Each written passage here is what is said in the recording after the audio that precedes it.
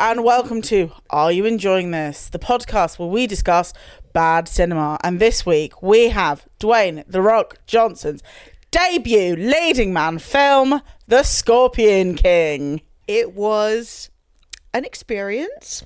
And I will say it was exciting to revisit something that I watched probably for the first time when I was like 12, and then never again, because as I said in the beginning of our video reaction, which you can only find on YouTube if that interests you, this was, to my knowledge, the first time that I saw a film and realised that films could be bad. Because this film astounded 12-year-old me in its incompetence. And I will say, as children, just for context, we were a big fans of the Beethoven films. Now, can you say that that is like Oscar bait cinema? Probably not. But it introduced me to Debbie Mazar, and for that I will always be thankful. Changed my life. You know? I saw her and I was like, that is what a villain can be. Yeah, she was incredible. A villain can be horrible and really hot. Really, really hot. And a lesbian was born. Oh, I was going to say we're coming off as gay as we are. Yeah. Because I'm like, oh, Debbie Mazar. She was so evil in Beethoven. Anyway, that's nothing to do with what we're discussing today. That's what we call a gay tangent. The reason that I watched The Scorpion King was because I was a big fan of The Mummy Returns. And Dwayne "The Rock" Johnson is in The Mummy Returns in some of the worst CGI possible as the Scorpion King. And so, not to jump to the end, but we watched this film with the expectation that it would explain to us how the Scorpion King became the Scorpion King. If you've seen the terrible CGI, then you have most certainly seen that he is half scorpion, half... He emerges from some sand genuinely as like a scorpion version of what a centaur is. Torso and head of a human with the backside and undercarriage with the stingy tail of a scorpion. Yeah, so I think, went into this thinking that it would be something to do with that. Yeah. It isn't. No. Don't go into this expecting a single scorpion. I don't think we saw one. No, there was one scorpion in a very quick scene that didn't look to be of very much significance. Right. So it's light on Scorpion, relatively heavy on King. Now, what I want to say is, if you watch this, it is the prequel to The Mummy Returns, which includes Dwayne "The Rock" Johnson's Scorpion King character. I want you to understand just how completely, I don't know if anachronistic is the word, but like how opposite the film is to what we're told in The Mummy Returns. So, we're told in 3067 BC, a warrior known as the Scorpion King leads an army to conquer the world. However, they are eventually defeated and he is exiled to the desert of Anam Shir. Dying, the king vows to give Anubis his soul in return for the power to defeat his enemies. Anubis accepts, conjuring an oasis, a golden pyramid, and giving the king an army of jackal-like warriors to conquer Egypt. However, once his task is finished, Anubis claims his soul and his army returns to the underworld. Now, the reason that is all important is that at the end of The Mummy Returns, he is resurrected. Is his army going to be resurrected with all the jackals and overtake the world and bring about the end times? Can I just say, I love the Mummy films. They were the one really nerdy thing I liked as a kid. I didn't remember he was that important in the second film at all. Me neither. I think I was just staring into the beautiful eyes of Rachel Weisz the whole time. Yeah. And like, I love this And I also remember the bus. The bus. The bus was so cool. Yeah. No, okay, so we're not going to discuss The Mummy Returns. That would be in Are You Enjoying This? Yes, this is a good film edition. Exactly. Maybe we'll do one of those. Let us know. Would you like us to watch good cinema? I'd love to start watching some good cinema. Because when we watched The Scorpion King, and all I remembered about it was disappointing upon my original watch, I was like, you know what? I only remember the bad CGI version of him that appears at the end of The Mummy Returns. So let's see what his character is supposed to be doing. And I was like, he is a bad guy. He is an incredible warrior who has overtaken the world and is only stopped because once he conquers Egypt, Anubis takes his soul. None of that is relevant to No. this Scorpion King film No. at all. And like, even as a prequel, i.e. about how he becomes a king in the first place, there's like no implication that he is this like tyrannical warrior who wants to overtake everything. No. Because the irony is, the whole plot of this is overthrowing Memnon, who's just some white guy, who is overtaking the rest of the world. Yeah, in the actual film that we have watched and Yes. reacted to for this podcast, Yes. he's a good guy. He is just a good guy. Yeah. He's like saving people, doing the good thing, getting the girl. Yeah. Like, at no point does it tie into like him being a villain No. that he is in The Mummy too. Or even having that desire to like overtake and like No, gain all this power. I Like, mean, the thing is, if you're looking for depth of character in performance, in writing, in literally anything in this film, this is the shallowest film ever. Yeah. Shallow Hal is currently filing a lawsuit. Shall anyway, we let us start with the begin plot? The plot of the Scorpion King. I will also say that I did not realize until the end that this is essentially a WWE movie. No, it's produced by WWF. Oh, yeah. That is how long ago this is. Yes. WWF Productions, which And explains so fucking much, guys. McMahon, whatever his name Vince is, McMahon, is a producer. yeah, one of the executive producers. Triggered. Yeah, Trauma. We were not thrilled. We're going to go into details of that later. Before the time of the pyramids, a horde of warriors from the east, led by Memnon, conquers most of the local tribes. No tribe is willing to fight Memnon, as his sorceress Cassandra... Is that an Egyptian name? Cassandra? I feel like there could have been an ancient Greek Cassandra. I'm looking it up. So I think it's an old-ish name. Greek mythology was a Trojan princess who possessed the gift of prophecy granted by the god of Apollo. So is that before the time? Is this accurate? Oh, no. No, No. of course This not. this is like 3,000 years BC. Yeah. That's before Christ. Yes. That's That's- before Jesus died. Thank you. Allegedly! Let's not start on Jesus at this juncture. Are you enjoying The this cat just religious looked at me edition? like... Florence is like, how could you? Cassandra can foresee any attacks. Matthias... Is he a Mormon? Why are we doing Matthias? Along with his half-brother Jezeb and their friend Rama, are the only surviving Arcadians. The trio is hired by King Pharaon of the Free Tribes to kill Cassandra. Right. So, as I said in the reaction, and no judgment if you've not watched it, I actually think the beginning of this film is rushed, which is hilarious because it's bad. So, but still, Yeah. there are so many beats in that, and there's like deaths, and there's a full battle, and like there's a really like extensive fight scene. Yes. With a is it a candelabra if it's not like a, or is it a chandelier? Chandelier. Yeah, let's say chandelier for modern purposes. With a chandelier that weighs more than Dwayne The Rock Johnson. Yeah. And I'm not going to lie, I really want to, like, look up how much Dwayne The Rock Johnson weighs in this era. in comparison, because I just think it's madness. There's, like, a light fixture that Can hoist him to the that can ceiling. hoist him with that much speed. This film begins with a wrestling match, essentially. Yes.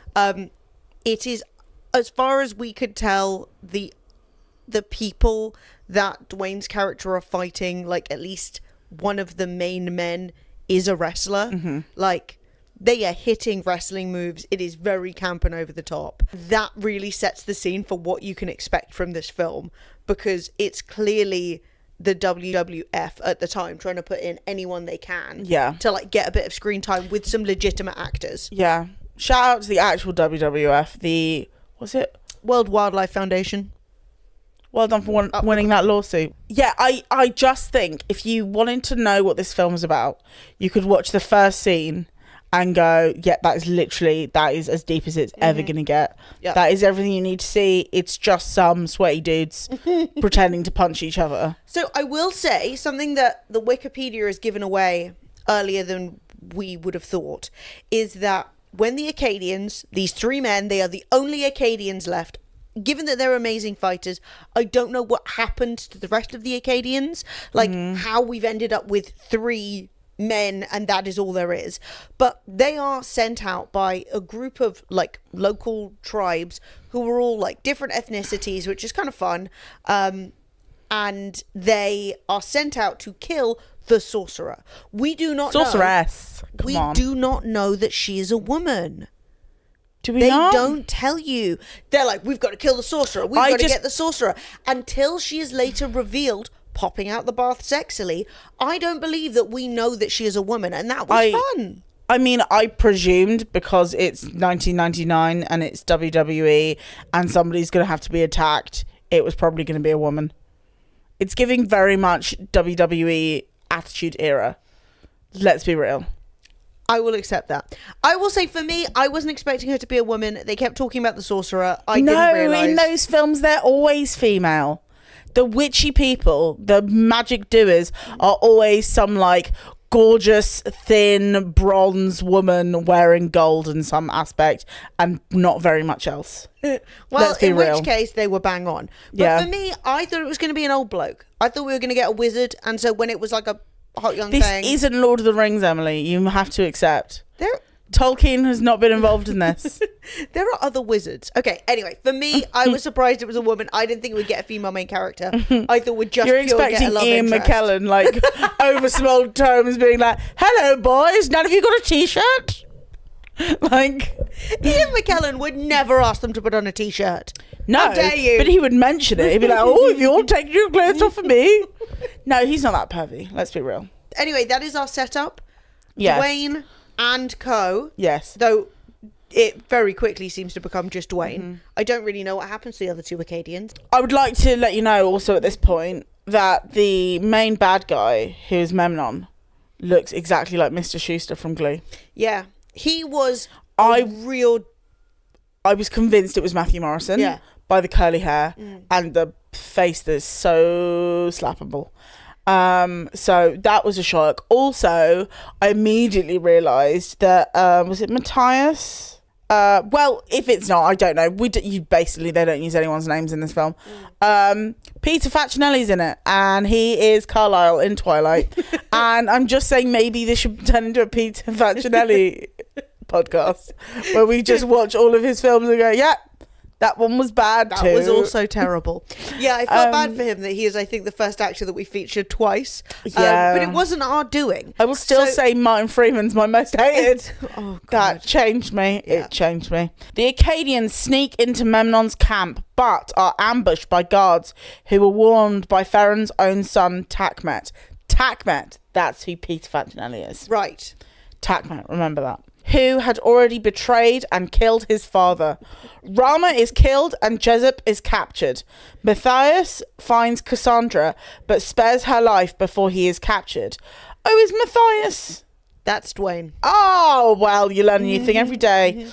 But spares her life before he is captured.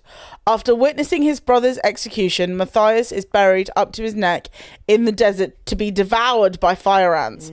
He escapes with help from a fellow prisoner, the horse thief Arpid, and vows to avenge his brother by finishing the job. God, a lot happened in nothing. Right. No, this is the thing. This is the thing. I actually feel like there's a lot of plot points, and they're like, what if we skimmed over every single one? Yeah. So the Acadians show up. Yeah. The various tribes say, we need you specifically. You are the only people who can kill Memnon, right? They go to Memnon's camp to kill him.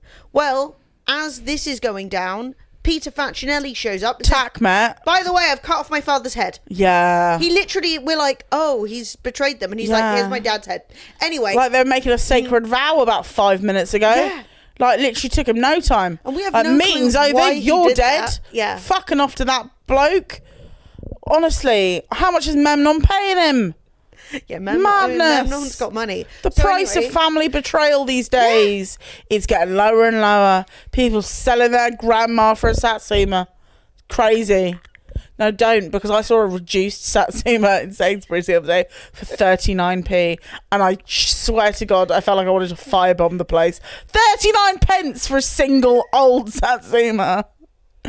Sorry. It felt relevant. Okay, It so felt what we relevant. can take from this is that he sold his grandma out. I mean, he sold Sold his his father father out for a but- 39p Satsuma from Sainsbury's in the Hook Road area. No, you don't understand how angry I got, I was booking at home, like, about to tell my flatmate. So angry. Okay, Satsumas aside, they do not kill Memnon.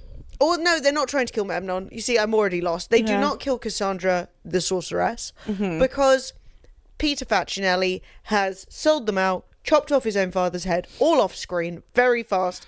And so the whole plan of assassination has gone out the window. And the reason they're trying to kill Cassandra is she has the power of foresight. So she can tell Memnon if he's going to win a battle. So obviously he can be like tactically prepared. Do you reckon this is where Stephanie Meyer got her idea about Alice? Because Alice in Twilight, she can see ahead Peter Facinelli is there. I feel like maybe there's some plagiarism going on. I think when she wrote Twilight, she was like, Peter Facinelli will play this unrelated character. Also, Alice will have foresight a bit like Cassandra. Yeah, she's a bit nuts though. No, I wouldn't be this is shocked. I really wouldn't be shocked. Okay. Anyway. Well, I like that as a conspiracy theory. I'll buy it. Yeah. I don't buy it. Dwayne is trying to kill Cassandra. As she is revealed. I mean, we did say the moment that he walked into her tent area, We were it's like, she's low getting out of the light, bath or something. Smoky candles. I didn't know that the sexy woman who was about to appear would be the sorcerer, but I did know a sexy woman was about to appear. And appear she did, dramatically out the bath. In a gold bikini. No, it wasn't out the bath actually. Oh, there's a later disappointment. There is a later bath. But she is in robes. And when I say robes, she is in a thin piece of like tulle and a gold metal bikini, which looks painful. I hate it when people walk in on me in my tulle and bikini, gold metal bikini. I know, combo. those times are just for me. It's just, that's my private That's just hour. me getting in contact with myself again. So he like busts in and is like, oh my God, it's a beautiful woman. What I will say I is can't kill her. this film so deftly depicts the weakness of men when it comes to attractive women and how much women, they're just boobs. They're just boobs. And it is insulting to everyone involved is what I will say. Yes. The amount of times Dwayne The Rock Johnson walks in, there's a sexy woman and he's like, what am I here to do again? Like, it's honestly hilarious. He's the greatest Yeah. assassin in the world. Yes. Sees woman in gold bikini. Completely falls apart. What I would say is, you know, the sort of like online internet trend of what would you show a Victorian child, or like this would kill a Victorian child, all that kind of stuff. Yeah. I feel like if an Egyptian woman met the actresses as they are portrayed in films about Egypt, Yeah. the modern women would be slain immediately. The Egyptian woman would be like, we are not here for this. This is bullshit. Dead. That is insane. Yeah. Yeah. No. Like Cleopatra would skin those motherfuckers. Yeah. She'd be like, no. I didn't put a beard on my statues for no reason. Put that smoky eye away, you modern hussy. It is like Hugh Hefner's Playboy mansion up in there. Yeah. It is Memnon's mansion It's Memnon's mansion of hot babes. of hot babes. There Yeah. are so many of them. There are so many implants. And it is interesting as well that given it comes up later that Cassandra is specifically trying not to shag anyone there, it is interesting that her clothing choices, and given that she's so powerful, are like G-string and string bikini. Because Yeah. you're like, you'd think you'd just... I've seen more clothes on a Brazilian beach. Yeah. That's saying And you know what something. Brazil's like? Yeah. They're like tape. Yeah.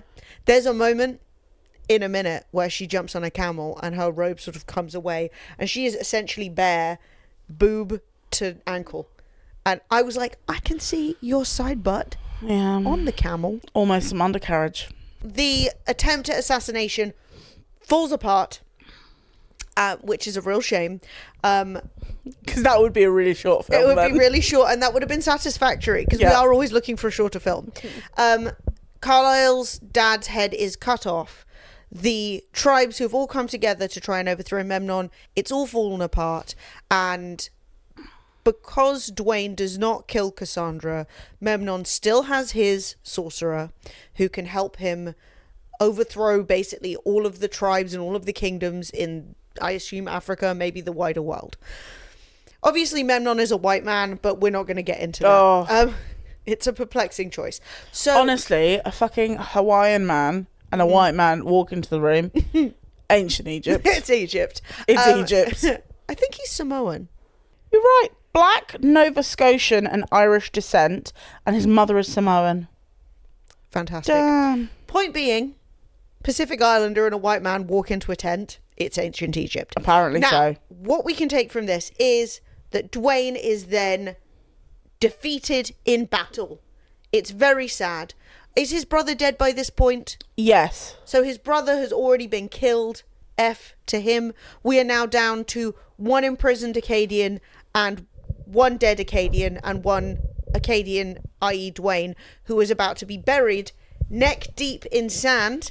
And fed to fire ants. Which leaves us with only one living Akkadian if the plan comes together. Now, Dwayne is buried neck deep in this sand next to... That would be a really long job. Yeah. Digging a hole big enough to bury Dwayne The Rock Johnson's neck deep. It's a lot of sand. I mean, what I would say is he's quite near the horse thief guy. So it really would be like one big hole. Well, no, and then you place them both in, presumably unconscious. And then you fill it in around them. I think it would be difficult as sand. well if they were unconscious to stand them up well enough to fill the sand and not just drown them in it. Yeah. It seems like a difficult The way to do it. logistics of burying somebody neck deep, particularly Dwayne The Rock Johnson, in a sandy place. Not easily Not done. buying it. I'm not buying it. Dwayne is buried neck deep next to this man who we will call the horse thief, because that's what they call him. He allegedly does have a name, which I don't know that I ever heard anybody say. I said it earlier. His name is Arpid. It's Arpid. I don't think it's used a single time in the film. No, that's what I meant. I've never heard it pronounced, but the point being, they are both in mortal peril. The spicy ants are on the move. They're coming to bite them, and the horse thief kind of is like, oh, I'm about to escape, by the way. Yeah. And Dwayne's like, you what now? And he's like, yeah, give me a sec. I've got a plan. And he's like, okay. Is that, you going to help me out then? And he's like, man, we'll see if I've got the time. Suddenly, he's no longer in the hole. The hole is concave. He's scurried up behind one of the guards and was like giving him a bonk on the head. Yeah. How's that happened? How did he get out? Do you think he like dug a tunnel? How? I don't know how. In a quarter of a second? In sand? It makes no sense. Like, Not you think, structurally they're going to show sound. him doing something cool. No, they just cut away and he is now out of the hole. Yeah. The end. What they've essentially done is like, you know, when people like wave a blanket in front of themselves and then like dash away and their dog is like, oh my God, where did my owner go? That's essentially what they did to us. We have the dog. Yeah. We're like, well, how did that? It's rude. But this random guy just like pops out like a champagne cork. Yeah. Because that's the only way I can imagine he did it that quickly, and ended up the hills killing all the guards. Yeah. So, yeah. And then he sets the ants on fire, which is ironic because they're fire ants. And Dwayne The Rock Johnson has this sort of moment where he's like crushing CGI fire ants with his chin, and then he eats one. It was gross. I think they've missed a trick there. The Fire Ant King. Yeah. You've actually eaten one of the insects. Now you can become the fire ant. Fire ants are more prevalent in this film than the scorpions. It did feel like a missed opportunity to introduce some scorpions, I will say. It felt as though the Scorpion King could have had some scorpions in it. I had a Nelson Mandela effect when I was watching it. When I was like, oh, this is when the scorpion like comes really close up to his face. And he's like, no, never happens. He doesn't meet a scorpion the whole film. It's fucking annoying, honestly. I know. You're like, I'm here for scorpions. Get me a scorpion. They're like, you know what we're not going to do? Put any scorpions in. Or even really talk about why he's called the Scorpion King ever. No idea. After this, Dwayne is rescued. I'm not entirely clear why. I think there's some jockeying for position. You know, I'll give you something if you get me out this hole. Yeah. Because in an earlier point, Dwayne had already not rescued the horse thief guy. Yeah, he just punched him in the face. Yeah, and it made no sense really, because you could just as easily free this man as punch him in the face. Yeah. I mean, I suppose it's one of the moments of Dwayne not being a good guy, you know, because instead of rescuing the horse thief, he punches him in the face. But the implication is it's the horse thief is annoying and therefore he deserves to be punched in the face. He is being dangled over an open fire. Yeah. That's not great. So that's why the horse thief doesn't want to help him, because he's like, well, you didn't help me, so I'm not going to help you. But then he does anyway. And then he does. That's what I'm thinking. There was potentially some offer of something. Yeah, fair enough. I think maybe he wanted to get into the... So Dwayne needs to go to a city, and this guy wants to get into the city. That kind of thing. Matthias sneaks into Memnon's stronghold, Gomorrah, ironic, with the help of a street urchin, i.e. a small child. Memnon's sympathetic court magician, Phylos, our friend Bernard Hill. Bernard shows up. Bernard Hill, we love him. Helps direct Matthias to the courtyard where Memnon is training. Matthias's plan is interrupted as he has to backtrack and rescue the urchin and barely escapes Gomorrah. However, he abducts Cassandra along the way. Bum, bum, bum. So this is essentially, what, like a 5-minute scene? It's like, they're just like, bam, bam, bam, onto the next thing. Yeah. It is very WWE coded, where Yes. it's like, there's no space to breathe in this No. film. It's like, onto the next, onto the next, onto the next. He's fucking fighting someone. He's throwing, he's shooting arrows. Then he's being lobbed through a window into a room of naked ladies via a trebuchet. It all happens. They show up at the city where Memnon Yeah. is, and he once again punches the camel thief, the horse thief, in the face and says, Let's use his name. Arpid. His name is Arpid. the point being, Arped, the horse thief, is punched in the face and used as a bargaining chip to get into the city because allegedly there is a bounty out for his arrest. Mm-hmm. They get into the city. Arped runs into some ladies of the evening who are... They are fucking bronzed to the gods. Yes. They have got a full beat on that Trixie Mattel would be proud of. They are wearing like full fake lashes. They got eyeliner in a way that ancient Egypt can conceive eyeliner being worn. It is ridiculous how done up these ladies are. Yeah, they appear. Good for them. And Dwayne, with the help of this child with his little rat's tail, get into Memnon's castle. He knows of a secret little back route that only the street urchins know about. And Dwayne gets in and he does see Memnon, who is sort of training and also eating large piles of figs and just sort of doing... in a very sloppy way. He's got a very messy mouth. Yes, it's not not cute. nice. Yes. So this is all happening and Dwayne is up there with his bow and arrow ready to take the shot.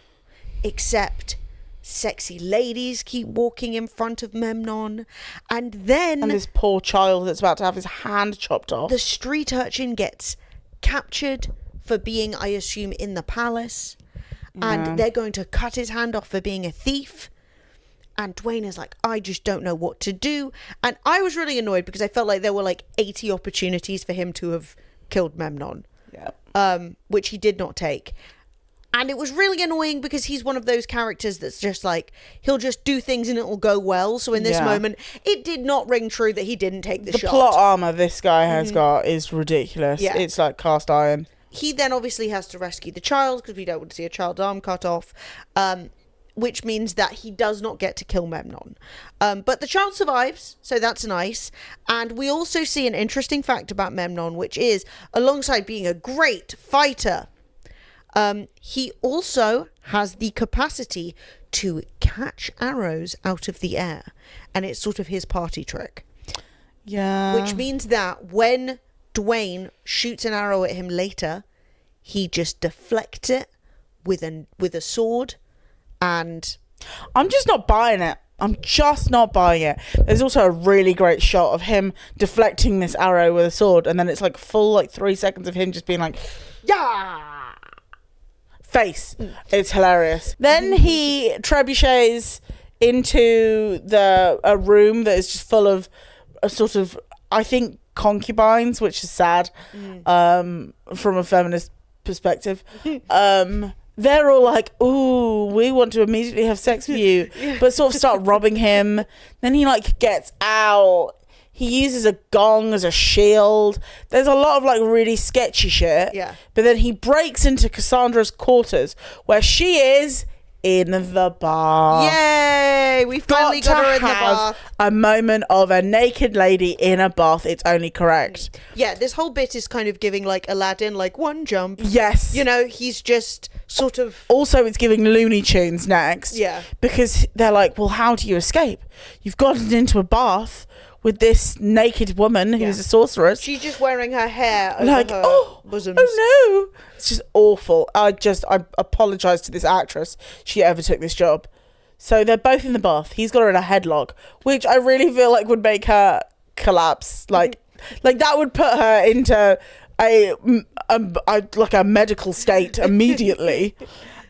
He's that's got her, hypoxia. yeah, literally, she get no Nowhere. oxygen to the brain or whatever it is. And then he's like, what I'll do, I'll just pull the plug on the bath, right? They go down the ancient Egyptian sewage system.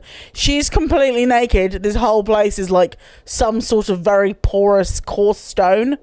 She has got to have lost, I would say, 80% of her skin just going down that slide. The way that she would have been chafed and chapped and broken into a million pieces. Bitch, that was like asphalt. It was awful. I genuinely was like, that is so uncomfortable. And I am not confident that there were huge ancient Egyptian drains under the bath. That seems like a huge waste of water, to be honest. Yeah. They managed to escape down the ancient Egyptian sewers and then bizarrely pop out in like a water hole. Into a fountain. Where a young child, and I would say too young, of a child has just made a wish by throwing money in, which nobody was doing that back then. Let's be real. That wasn't a penny. That was like a piece of silver or something. Your mum would be like, what the fuck are you doing? Throwing our one piece of silver away, you twat. So he throws this penny in or whatever, and she pops out naked, and he's like, Gods be praised, my wish has come true. But he's like 10? Maybe younger. I think he's like, yeah. He's little. He's a bit too little. And it's icky. Yeah. I mean, don't get me wrong. I understand, that to an extent children start to develop feelings and attractions earlier than we would like to imagine.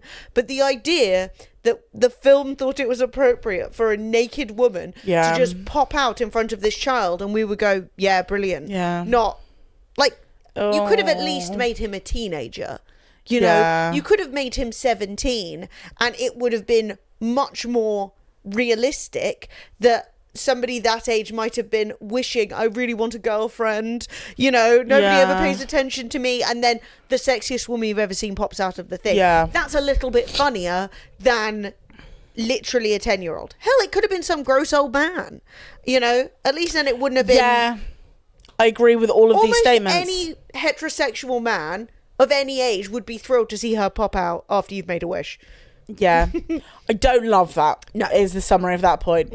This moment where they escape the city is her when she is on the camel and her entire side is bare. And yeah, she's not in reasonable attire. Shout out, she's going to get sunburnt. I will tell you that. God. Because when I was on a camel in the Sahara Desert in Egypt, a bit of my ankle was out and I was being warned you're going to burn your ankle. And, she's going to end up not with your ankle. burnt side cheek. Well, they weren't wrong. It was very hot. Memnon sends his warrior, Thorak, and a group of his men to retrieve Cassandra and kill Matthias with scorpion venom. Ooh. So there's a very short scene where they literally like milk a scorpion's tail and coat the end of an arrow with the venom. And that is the beginning and the end of any scorpion involvement in this film. Yes. Anyway. Matthias leads his pursuers into a nearby cave during a sandstorm. Matthias kills Thorak and his men, but Thorak poisons him. That's the next bit. So cool. That's basically it, really. Yeah, There's not much detail to go into. Oh, there is. Oh. This is the old leather face mask moment. I mean, that was pretty cool. It was not cool. It was stupid. Yeah, It didn't make any sense. So he's like, oh, sandstorm's coming. I've got a camel. They've got horses. What I'm going to do is slip on what is essentially a very ineffective like sleep mask in that it's leather with two tiny little eye slits cut out. And he's like riding into the sandstorm like, this will protect my eyes. When there is no way that this is not like a fucking like, this is not goggles. This is not like a scuba goggle situation where it's like suctioned onto your face. This is like leather, so it's like sitting proud of his forehead. There's a gap here, there's a gap there. It doesn't like, fit. It doesn't make sense. And at the end of the scene, when he's killed everyone, he like dramatically pulls it off in slow mo. And when I tell you, half of a beach falls out. It was extremely funny because it's quite a cool moment where, you know, in a silly way, but like where he sort of stands up and his hair's thrown back and there's sand everywhere and he pulls off this mask that's protected his eyes, which has enabled him to kill all of these warriors, and like just like 2 cups of sand fall out of each eye. And you're like, well, that probably didn't do as much as we were hoping. It looked painful, honestly. It did. I'm sure that scene was horrible to film. I was just like, ooh, yeah. Can't imagine. Dry eyes for I life. hope it was CGI sand. It wasn't. It wasn't. The budget did not extend to that. No. So basically, it didn't extend to a full outfit for Cassandra the whole film. The other thing that's important is that while in this sandstorm battle where Dwayne is taking down everyone left and right in his little Batman mask, we end up in a situation where he does get poked with an arrow which has scorpion venom on it. It isn't made clear how deadly this scorpion may be. So they've really left a bit of a plot hole there. And you know when they're like preparing something that is going to be like, you know, really vital to the plot, and they're like, this, see, like, particularly like vampire films, whatever, they're like, you need this steak, and then this, and even in Twilight, they're like, we gotta set them on fire and burn the pieces, you know, like, all that kind of shit. When in the film, they're like, this is the key, this is how the film will end, and this is how the bad guy will win, or the good guy will win. They're just like, some scorpion venom on an arrow, yeah, I'll do. They don't say like, oh, this is so venomous, it can take down 1,000 armies. Yeah, 1 drop of this will kill any man, you know. If you stab him with this, he'll never move again. It'll paralyze him, like something. They don't tell you anything. You're just, I guess, supposed to go, scorpions are scary. Yeah. But like... suppose that's not good for you. Yeah. So I assume... will it give him a cough? Will it give him a little chest cold like in Victorian films? Yes. The minute you see a character cough, they're going to die. It's over. So it is less worrying than you would hope when he gets poked, because you're kind of like, well, he's just diced everybody else up into small chunks. You know, he's Julie Enderman. And then... yeah, then he pulls the arrow out of his leg. And he's like... Eeh. Yeah, in slow-mo dramatic fashion. It was just a completely non-scene. Yeah. It was shit, honestly. But I think we're supposed to believe he's about to die. I don't know why, but... I assume. He doesn't give the impression.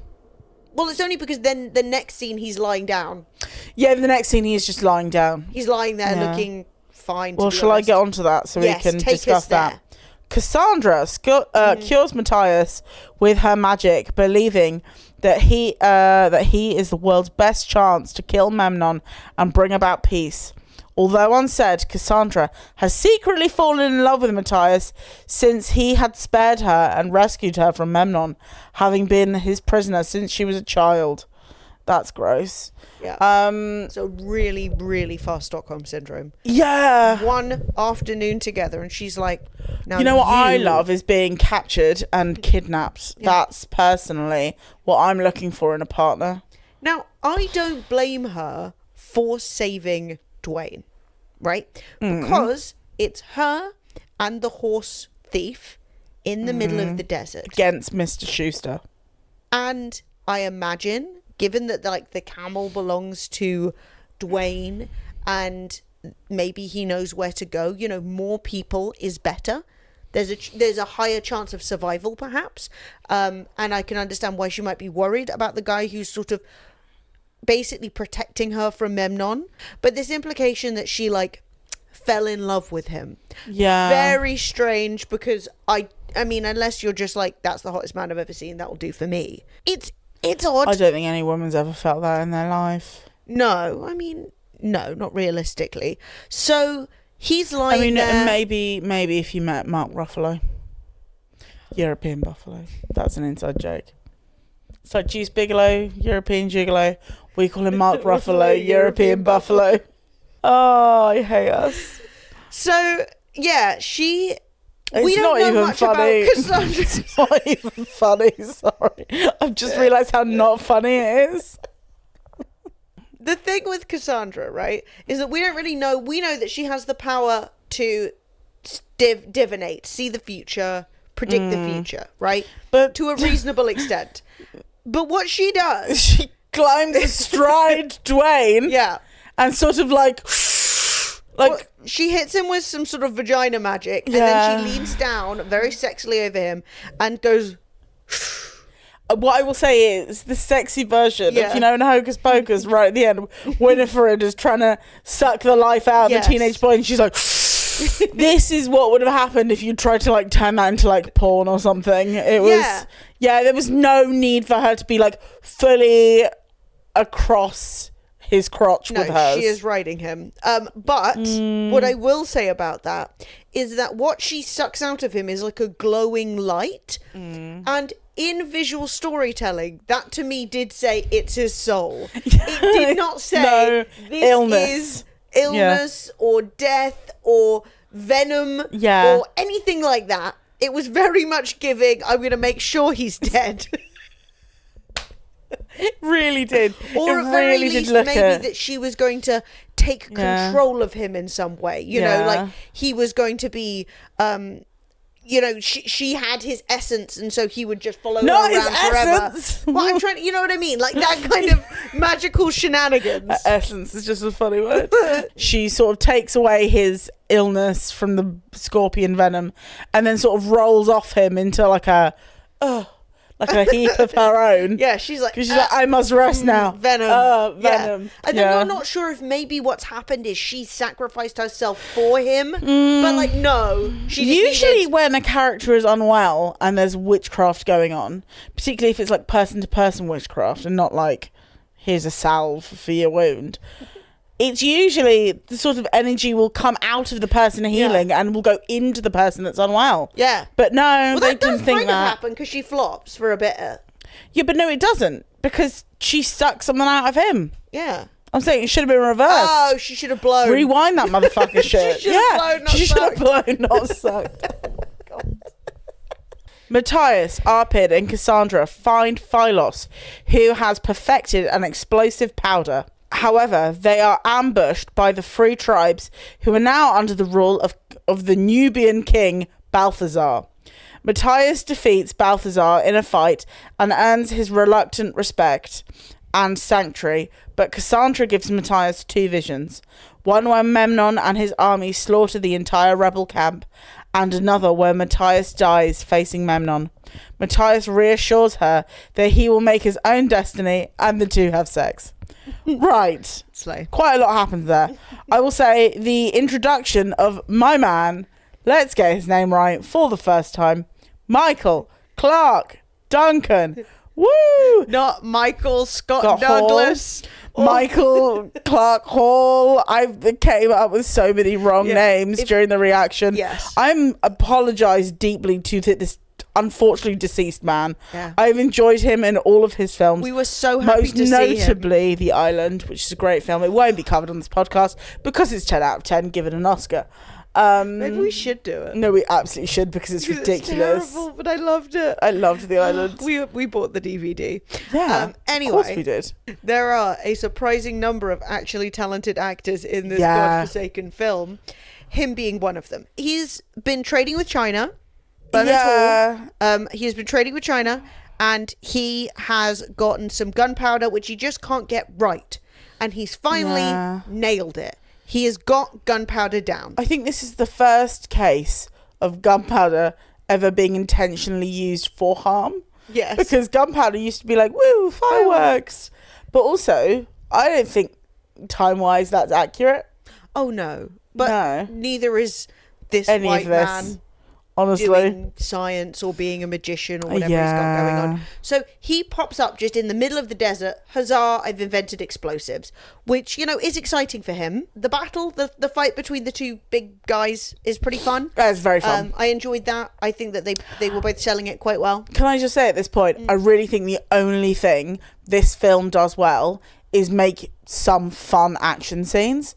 That is the only thing it's good for, which makes sense because it was literally produced by WWF. Yeah. WWE as we know it now. Yeah. Like, they know combat in a entertaining but comedic way. Yes. And that is essentially what this film should have just done the whole time.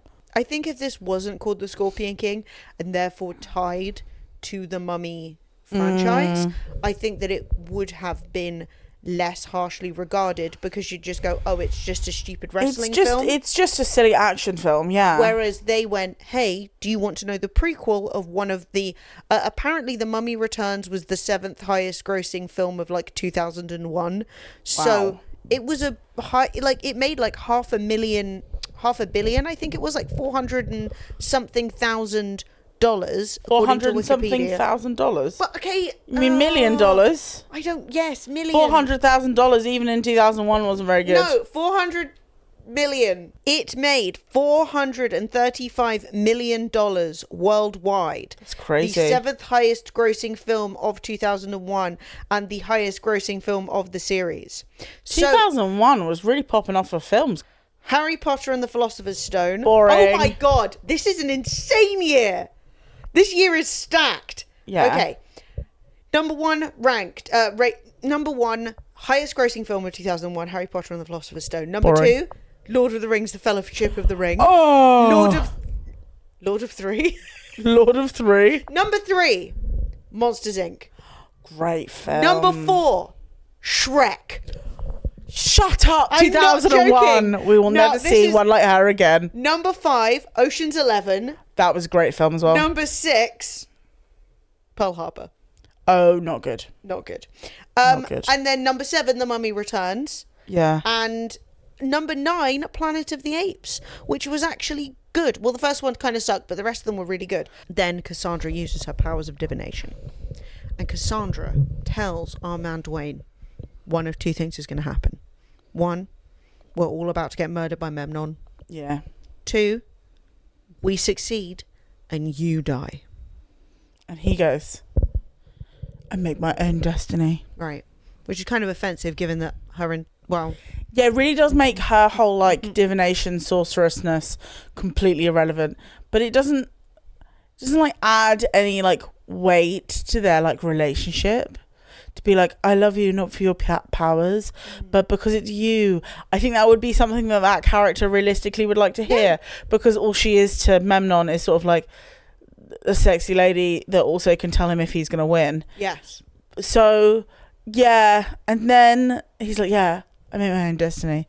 And then they decide to bang, which for the plot is an issue because allegedly, and I know this is tied into a lot of historical misogyny, allegedly, if she were to have sex, she would lose her power of divination. Yes. Which is... She's only got her powers while she has her V card.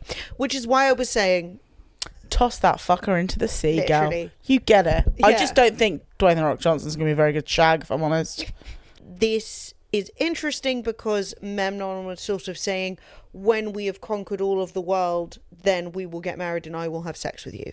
So this was a way of her sort of claiming her power and being like, I'm going to do it with who I want to, even though obviously for us, this may be a sign that she is now no longer got any of her powers, which, you know, are a major part of her existence in this story. You know, she's already saved Dwayne with coochie powers, and now she's Not divined that he's coochie gonna powers. Yeah, well, she's sort of, you know... First you're Austin Powers, now coochie powers.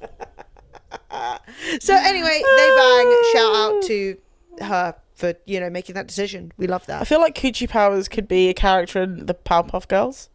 I see that. Yeah, like Mojo Jojo and his underling, Coochie Powers. I love that. That's If any drag queens out there want to take that name, coochie powers, go for it. 100%. I support you. like, you know, we'll back you. You can come on the podcast. We can watch like Tu Wong Fu. It's a great film though. You never talk badly about Tu Wong I would Fu. never. We would review it. I'd be like, plot twist, great film. That will happen eventually. The next morning, Cassandra returns to Memnon to kill him and prevent her visions. Matthias, with help from Balthazar, Arpid, Phylos, and the army of rebels, launches an assault on Memnon's stronghold at the same time. Balthazar kills Takmet during the battle. Goodbye, Peter Facinelli. Avenging Pharaon. The battle continues until a guard shoots Matthias, as predicted by Cassandra. As Memnon is about to claim victory, Cassandra kills the guard, while Matthias retrieves his bow and pulls the arrow from his back. Ow! He fires the arrow at the exhausted Memnon, sending him off the roof to his death. Phylos and Arpid use the explosive powder to destroy the palace's foundation. With the battle over, the remnants of Memnon's army bow before Matthias, who, by their law, is proclaimed the Scorpion King. Right. Well, one, this actually misses quite an important bit. So This is like the meat of the film. This is the steak. Cassandra returns to kill Memnon because she does not want to lose Dwayne.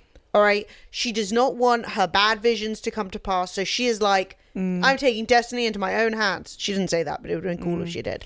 Then a wagon of beautiful women and Michael Clark Duncan in full geisha, at full drag, little bit of gauze across his face to make him maybe perceived as more feminine, and the guard that's letting them in is like, oh, hello ladies, and he's like, ooh, bats his eyelids. So fucking funny. It was great. Then I think he like undoes his little like face covering, like bops him right. Oh, so good. So It's I just do want to such say, 90s slapstick humor. yeah, and he was great. It was a delightful. So moment. good. I will say as well, what isn't mentioned there is the army of freedom fighters seems to be primarily the sex workers that we met briefly when the horse thief went up to the bar and we saw all these like Victoria's Secret looking women. Yeah. They've just said, yep, I'm coming with. And I love that. They're essentially in bikinis with like, I would say the safety gear that you wear when rollerblading, minus the helmet. Yes, they've got like a knee and an elbow cover. Like maybe like a little gauntlet if you're fancy. But like for actual battle gear, they are exposed. They are exposed, but they're ready. Yeah. So we have who's in our powerful team? We have Dwayne. We have Arpid, the horse thief. Yes. We have that child with the. It's the child. I'm pretty sure is still around.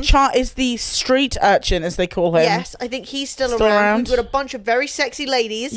In roller skating gear. And these people are going to take over the most powerful army in Egypt. Yes. No, in the world. I believe it. This goes beyond Egypt. Yeah, but let's be real. They don't know. Yeah, if the gays and the himbos and the girls and the dolls all group together, take over the world. Hey. I'm just saying. Don't give the gays ideas. This is the gay agenda. Big gay army. I don't want to be in the army, even if it is gay. I just don't think I'm very good at war. No, I wouldn't put you in the army. I'd be like, guys, I can't work today, i.e. be in a war. Because like my pillow, my neck feels all tweaky. They break in using the power of cart full of sexy ladies and secretly Balthazar the Nubian king in a little gauze mask, which is great because that's all you need to do to get in, basically, is just bamboozle the guard and then punch the one man in the face. They get themselves in, at which point Cassandra is trying to kill Memnon, and you're like, Emily, this isn't mentioned. Does Cassandra get to Memnon? She does. She's like, I came back. I got kidnapped. And then he wants to test her. And does he want to test her because he's worried that she's changed sides? Not really. No. He wants to make sure that she hasn't had sex with anybody. Now, this is obviously problematic from many levels because, for one, if she had, after being kidnapped, that would not necessarily mean it was consensual.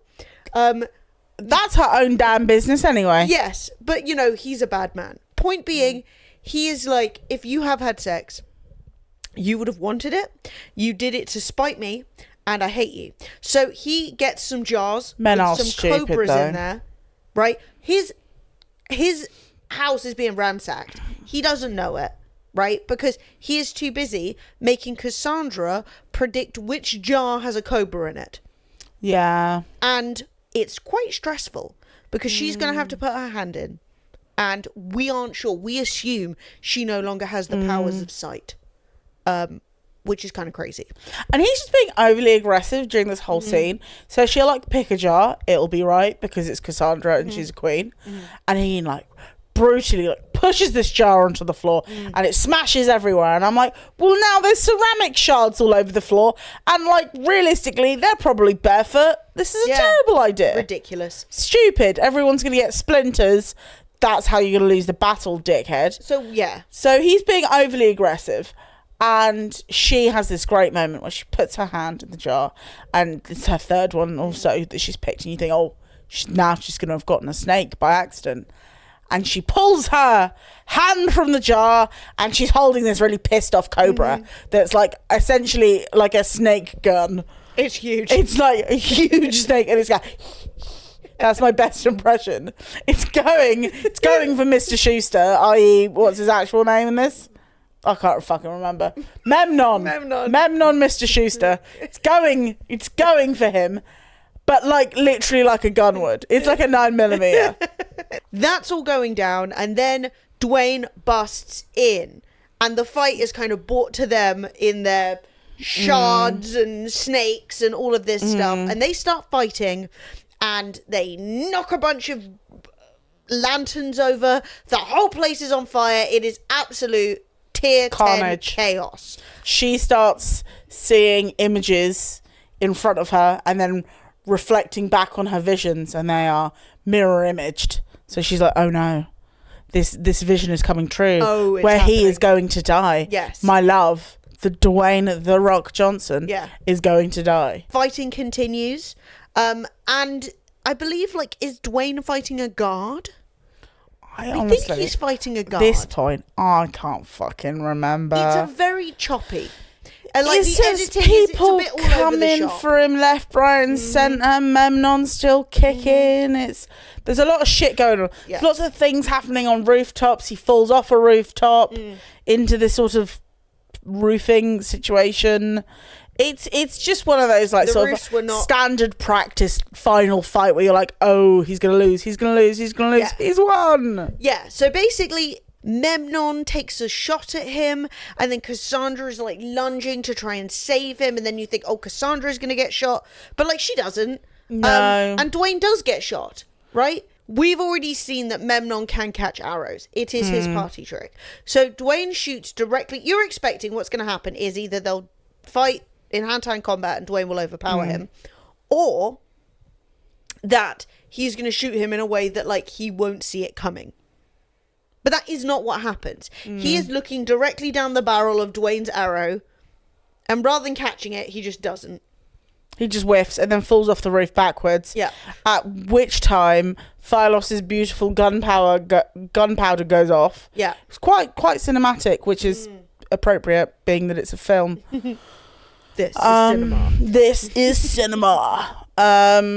Yeah. And then the rest of the army's like, well, that cunt's dead, so I suppose I'll follow him instead.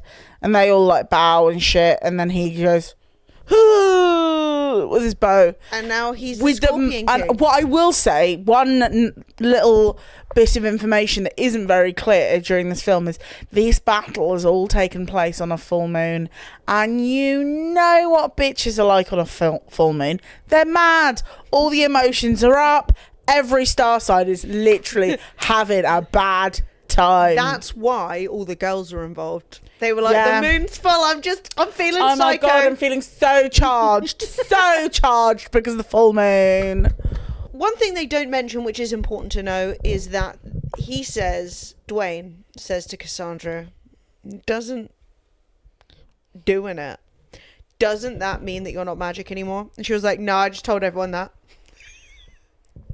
So a good icky. point.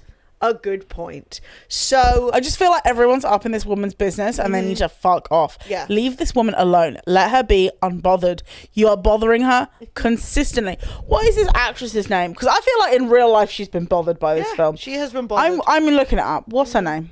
Big Leave her Heart. alone. She's 57 now. She's also I bet she looks great. She does.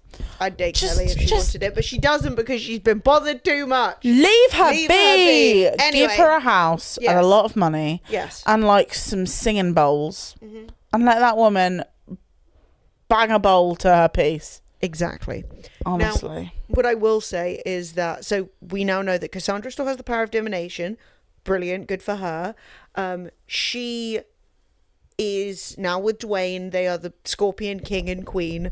Dwayne now, I assume, runs everything that Memnon was, which Yeah. means that now, I suppose, that's the beginning of his tyranny.